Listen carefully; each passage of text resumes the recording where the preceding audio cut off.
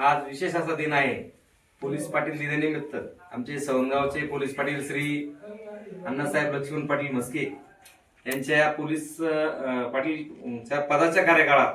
ते आता नुकतेच 2-5 वर्षात माझ्या मध्ये कदाचित रिटायर होतील, परंतु एक उत्कृष्ट पोलीस पाटील वैजापूर तालुक्यातले म्हटलं तर वावगं ठरणार नाही. कारण कुठल्याही प्रकारचं पोलीस स्टेशनचं काम असेल तर ते कुठल्याही